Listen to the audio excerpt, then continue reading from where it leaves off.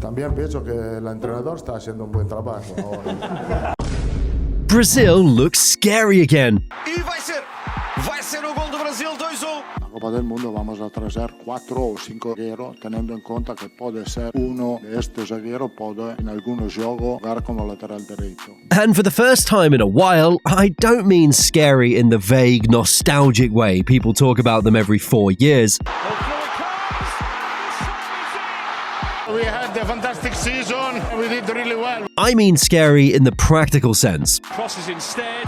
And a chance in the far post. Look at the names, look at the roles, look at the balance, and then try picking a weakness without cheating. That is hard to do right now, because Carlo Ancelotti has built something Brazil have not always had in recent cycles. He has the flair, obviously. Brazil can always find dribblers, runners, and attackers who make defenders regret career choices. The difference is the structure. There is an experienced spine in place, and around that spine, he's layered speed, form, depth, and a lot of players who are actually playing well right now, instead of living on old reputation. Ancelotti took over Brazil in May 2025 after leaving Real Madrid, signed on through the 2026 World Cup, guided them through the final stretch of qualifying, and locked up qualification with 2 wins, 1 draw, and 1 loss in his first 4 qualifiers. Since then, this has been less about introducing himself and more about shaping the real tournament group.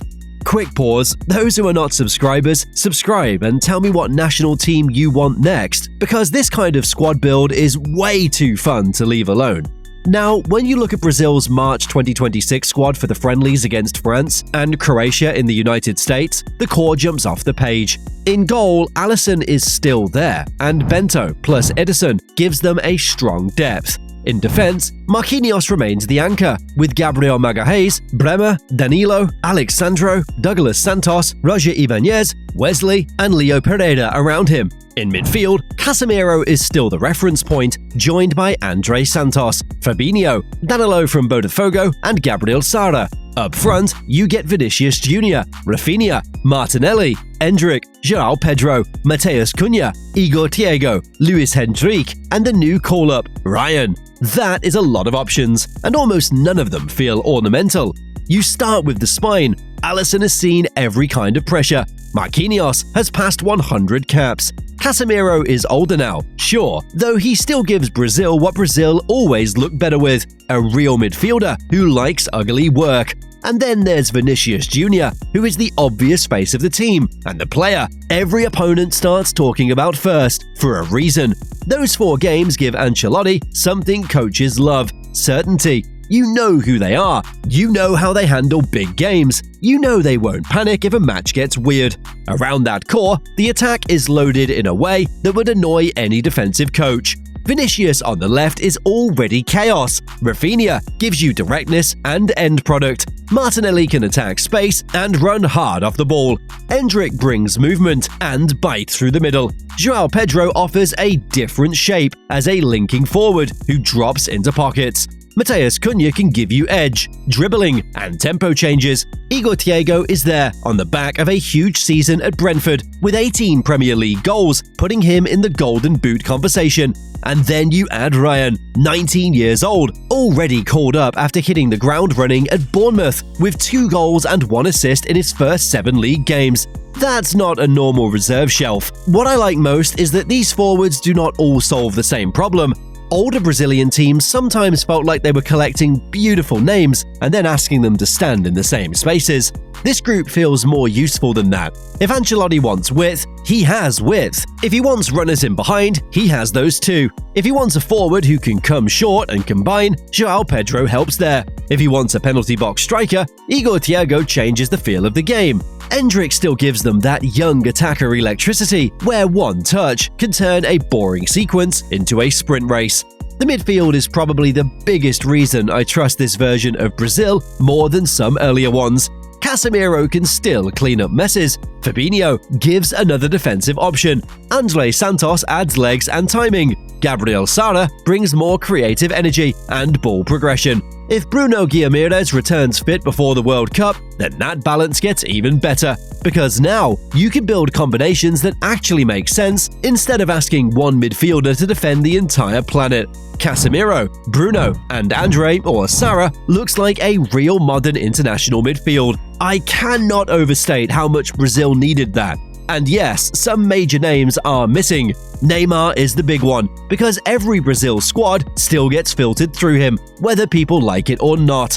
He's not played for Brazil since October 2023, and although there was a noise about a return, Ancelotti left him out of the March 2026 squad after muscle fatigue cost him a Santos match. Rodrygo is out injured too. Bruno Guimarães is also missing because of injury.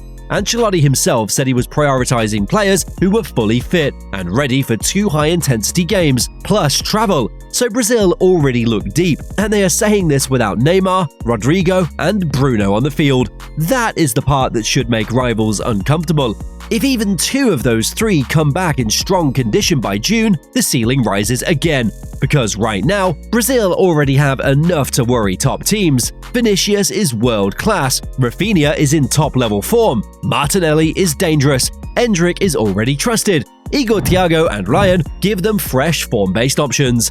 Casemiro still organizes things, Marquinhos still settles the back line, Alisson still makes the hard save look routine. There are few national teams that can match that blend of flaw and upside at the same time. Ancelotti's style choice matters here too.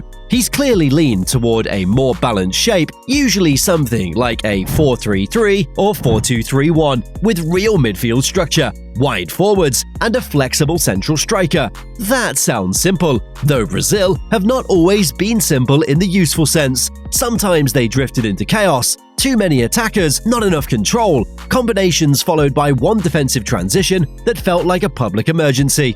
Ancelotti hates that kind of nonsense. He wants talent with order. That is why teams look more mature. There is another reason this feels different from the old caricature of Brazil. The bench does not look like an afterthought. Bento can start for a lot of countries, and nobody would laugh. Bremer and Gabriel give Marquinhos serious company in central defense. Wesley and Douglas Santos bring fresh legs wide. Luis Enrique can change a game from the right. Cunha can make a match meaner. Brazil used to scare teams with talent. Now they can also scare them with options. I also think Ancelotti helps because he's not sentimental about names. He is experienced enough to know that the shirt is not magic by itself. If a player is fit and in form, he has a path. If a player is huge and famous but unavailable, he can wait. That sounds obvious, though national teams get this wrong all the time. The March squad tells you Ancelotti is selecting for tournament reality, not for social media arguments. There are still questions. Casemiro, Alisson, Danilo, Alexandro, and maybe Neymar if he comes back are not young anymore. Endrick and Ryan are gifted, though World Cup pressure is its own exam. Depth at centre-back can get uncomfortable if injuries stack up around Marquinhos again, and every Brazil team carries the same burden. If the game goes tense, can they stay patient instead of trying to solve everything with the first fancy touch that comes to mind? If you are France or Argentina, or England looking ahead, that is the annoying part. Brazil already have the star power everyone talks about, and now they also look harder to rattle. They can play faster than you, wider than you, and probably deeper than you.